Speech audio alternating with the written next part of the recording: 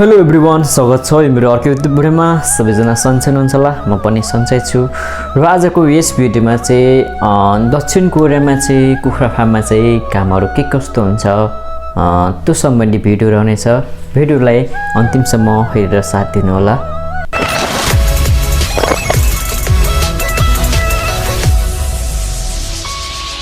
दक्षिण कोरियामा चाहिँ कुखुराहरू दुई तीन किसिमका हुन्छ र आज चाहिँ म जुन मैले गरेको कुखुराको बारेमा चाहिँ कुरा गर्नेछु।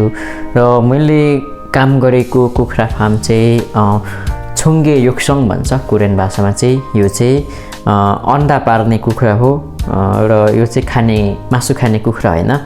र यो चाहिँ सेतो कुखुरा हुन्छ।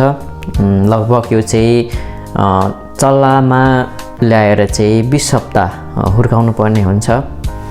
20 हप्ता पाल्ने अनि अन्डा पार्ने बेला हुन्छ 20 हप्ताको अवधिमा चाहिँ।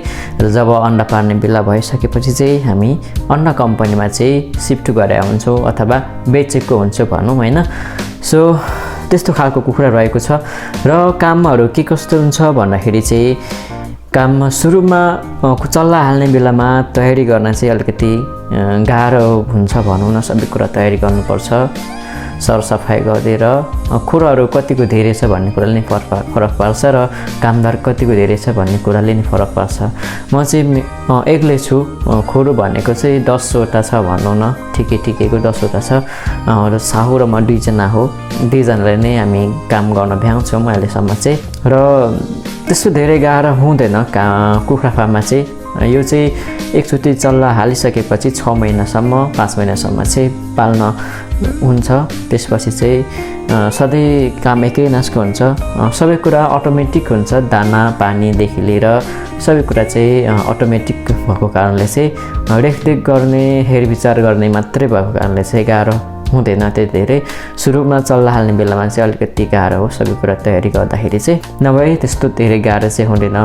यदि तपाईँहरू कोरियामा हुनुहुन्छ र कुखुरा फार्ममा चाहिँ जान चाहनुहुन्छ भने चाहिँ कुन चाहिँ कुखुरा फार्ममा चाहिँ कस्तो खालको कुखुरा फार्ममा चाहिँ जाँदा ठिक होला भन्नुहुन्छ भने चाहिँ मलाई ठिक लाग्यो चाहिँ यो मैले गरेको काम पनि हो। विगत 2 वर्ष 2.5 वर्ष भयो मैले काम गरेको। र कुखुरा चाहिँ धेरै किसिमका हुन्छ अथवा 2-3 किसिमका हुन्छ भनौँ। मैले गरेको चाहिँ छुङ्गे योक्सङ भन्छ भने अर्को मासु खाने कुखुरा चाहिँ योग्य भन्छ। त्यो चाहिँ 30 देखि 35 दिनसम्म मात्रै हुर्काउँछ अनि त्यसपछि बेच्ने हुन्छ। र प्रत्येक महिना चाहिँ सरसफाइ गर्ने, प्रत्येक महिना चल्ला हाल्न तयारी गर्दाखेरि चाहिँ अलिकति झन्झटिलो हुन्छ भने यो मेरो चाहिँ एकचोटि चल्ला हालेपछि त्यही 5-6 महिना चाहिँ ढुक्क हुन्छ। घरिघरि चल्ला हाल्न तयारी गर्नु पर्दैन। ड्युटी टाइम भनेको चाहिँ 8 घन्टा हो। अब त्यस्तो धेरै काम पनि हुँदैन, ठिकै हुन्छ। गाह्रो पनि होइन, सजिलो पनि होइन। यो चाहिँ लगभग 10 हप्ता भएको कुखुराहरू रहेको छ। मैले केही समय अगाडि चल्ला हालेको बेला नै भिडियो बनाएर हालेको थिएँ। र अहिले चाहिँ यो 10 हप्ता भइसकेको छ चल्ला हालिसकेपछि चाहिँ। र म यो सम्बन्धी चाहिँ म केही कुराहरू भन्नेछु। तपाईँले देख्न सक्नुहुन्छ यो चाहिँ पानीको लाइन रहेको छ अनि यो चाहिँ चारोको लाइन। यहाँ चाहिँ चारो झरेको हुन्छ, झरेर कुखुराले खान सक्ने गरी बनाएको हुन्छ भने यतापट्टि रहेको चाहिँ यो चाहिँ गर्मी समयमा चाहिँ खुल्छ र चिसो हावा यताबाट आउँछ। यो चाहिँ 2 साइडमा रहेको छ, दुईटै साइडमा यस्तो रहेको छ। र विशेष गरी कुखुरामा चाहिँ धुलो अलिकति धेरै हुन्छ। गनाउने भन्दाखेरि त्यस्तो धेरै गनाउँदैन। अब सुरुको मान्छे आउँदाखेरि चाहिँ अलिकति गनाउँछ बानी नभएसम्म। त्यसपछि चाहिँ त्यस्तो खासै लाग्दैन। र धुलो चाहिँ अलिकति धेरै हुन्छ। गर्मी महिनामा त त्यस्तो धेरै धुलो हुँदैन। फ्यान 2-3वटा ठुलो फ्यानहरू चाहिँ चलाइ गरे हुन्छ अनि सबै धुलोहरू चाहिँ बाहिर जान्छ र बाहिर गर्मी भए पनि खोरभित्र चाहिँ एकदम शीतल हुन्छ। जाडो महिनामा चाहिँ अलिकति फ्यान कमै मात्रामा घुम्छ अनि घुमाउनुपर्छ अनि धुलो अलिकति जमेर बसेको हुन्छ। किनकि जाडो महिनामा चाहिँ यो खोरभित्र चाहिँ प्रायः 20 डिग्री टेम्परेचरमा चाहिँ मिलाएको हुन्छ। त्योभन्दा तल झर्दैन। 20 डिग्री टेम्परेचर बाहिर जाडो भए पनि खोरभित्र चाहिँ अलिकति गर्मी नै हुन्छ, न्यानो हुन्छ। किनकि त्यो टेम्परेचर मिलाउनमा चाहिँ हिटर हुन्छ, यिनीहरू चाहिँ हिटर हो यो माथिको। जब यो 20 डिग्री भन्दा मुनि टेम्परेचर घट्यो भने चाहिँ हिटर बल्छ र 20 डिग्री भन्दा माथि टेम्परेचर पुग्यो भने चाहिँ अटोमेटिक आफै हिटर बन्द हुन्छ र यस्तो रहेको छ। काम भनेको त्यस्तो धेरै गाह्रो हुँदैन। सुरुमा चल्ला हाल्ने बेलामा चाहिँ अलिकति तयारी गर्दाखेरि चाहिँ अलिकति गाह्रो हुन्छ, काम भए नभए हुन्छ 8 घन्टा ड्युटीमा र चल्ला हालिसकेपछि 8 घन्टा ड्युटीमा काम मजाले भ्याउँछ। अनि यो चाहिँ दानाको भाँडो रहेको छ। सुरुमा कति केजी दाना दिने हो यहाँ झरेको हुन्छ, यो चाहिँ बाहिरबाट आउँछ र यहाँ चारो थापिसकेपछि चाहिँ यो चारोको लाइनमा चाहिँ सरर दाना गएको हुन्छ। कुखुराले खाने गर्दछ कुखुराले र बिचमा चाहिँ यसरी बारेको हुन्छ छुट्टा छुट्टै, पछाडि र अगाडि बराबर मात्रामा चाहिँ कुखुराको सङ्ख्या राखेको हुन्छ र यो यता पनि सानो खोर बनाएको हुन्छ। यो चाहिँ एकदमै सानो कुखुराहरूलाई चाहिँ यहाँ भित्र राखेर छिटै हुर्काउनु पर्ने हुन्छ, किनकि कुखुरा चाहिँ बेच्ने बेलासम्म चाहिँ उनीहरूको वेट चाहिँ एकदम बराबर रूपमा पार्नुपर्ने हुन्छ। सबै कुखुरा एकै नासको बनाउनु पर्ने हुन्छ। सानो ठुलो भयो भने चाहिँ कुखुरा राम्रो मानिँदैन र अन्डा राम्रो पार्दैन। र यो पानीको लाइन अनि यो चारोको लाइन चाहिँ झार्ने उठाउने गर्नुपर्छ। त्यसको कन्ट्रोल बक्स चाहिँ यहाँ रहेको छ। यो खुबी भनेर चाहिँ यो चाहिँ दानाको लाइन उठाउने हो भने खुप्सु भनेको चाहिँ पानीको लाइन उठाउने स्विचहरू हो। यो चाहिँ पछि कुखुराहरू बेच्ने बेलामा चाहिँ यहाँ काम गर्दाखेरि चाहिँ सजिलोको लागि चाहिँ यो माथि उठाएको हुन्छ, यसरी भुइँमा चाहिँ राखेको हुँदैन। र यो चाहिँ हरेक दिन यो पानीको लाइन चाहिँ कुखुराको हुर्काइ बधाइ अनुसार यो चाहिँ उचाल्ने झार्ने गर्नुपर्छ। कुखुराले ठिक्क पानी पिउन सक्ने गरी चाहिँ मिलाउनु पर्ने हुन्छ। र खानाको चारोको लाइन पनि त्यही हो। सुरुमा अलिकति कुखुरा सानो हुँदाखेरि भुइँमै हुन्छ, अलिकति मुनि नै हुन्छ र कुखुरा हुर्के अनुसार यसलाई चाहिँ यसको उचाइ पनि बढाउँदै लानुपर्ने हुन्छ। र यो साइडमा देख्नुहुन्छ यो चाहिँ यो पनि भेन्टिलेटर नै हो। फ्यान घुम्ने बेलामा चाहिँ यो खुल्छ र यहाँबाट सरर हावा आउँछ, बाहिरको हावा र यो भित्रको नराम्रो हावा चाहिँ फ्यानले तानेर बाहिर लान्छ र यहाँबाट नयाँ हावा पास भएर आउँछ। कोरियन भाषामा चाहिँ फेफुल भन्छ। नेपालको अवस्थामा चाहिँ थाहा छैन कस्तो हुन्छ। यो आधुनिक खालको खोरहरू चाहिँ नेपालमा छ कि छैन त्यो पनि भन्नुहोला, जान्ने थाहा पाउनु हुनेहरूले। र नेपालमा पनि यस्तै सिस्टमले कुखुरा पालन गर्यो भने चाहिँ धेरै फाइदा गर्न सकिन्छ जस्तो लाग्छ। कुखुराहरू मर्दैन, धेरै मात्रामा रोगहरू लाग्दैन, कुखुरा मर्ने समस्या चाहिँ हुँदैन। कमै मात्रामा अलिकति भाइरस ब्लड फ्लू भने जस्तो रोग लाग्यो भने चाहिँ सखापै पार्छ, सबै फाल्नुपर्ने हुन्छ। र त्यो रोग नलागे भने चाहिँ कुखुरामा फाइदै गर्न सकिन्छ जस्तो लाग्छ। सुरुमा लगानीहरू धेरै लाग्न सक्छ। अब यो सामानहरू चाहिँ धेरै सबै नेपालमा बन्छ बन्दैन त्यो त थाहा भएन र विदेशबाट आयात गर्नु पर्यो भने चाहिँ अलिकति महँगो हुन जान्छ। र यो पनि कोरियामा बनेको हो त्यो चाहिँ मलाई थाहा भएन। प्रायः कोरियाको आधुनिक कुखुरा फार्ममा चाहिँ यस्तै प्रयोग गर्दछ। यो पछाडिको यो चाहिँ ठुलो कालो देख्नु भएको चाहिँ फ्यान हो, ठुलो फ्यान हो। यो फ्यानले चाहिँ भित्रको नराम्रो हावालाई चाहिँ बाहिर पठाउने गर्दछ र यहाँको गर्मीको समयमा चाहिँ फ्यानबाट चाहिँ शीतल चिसो हावा प्रदान गर्ने गर्दछ र त्यस्तो रहेको छ।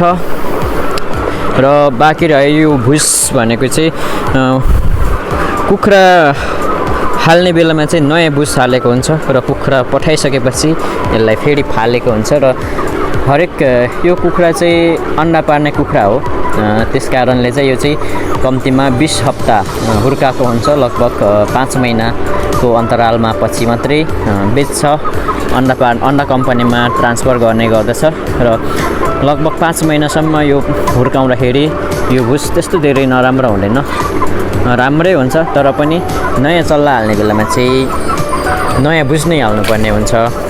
त्यो पुरानो भुसले चाहिँ काम गर्दैन।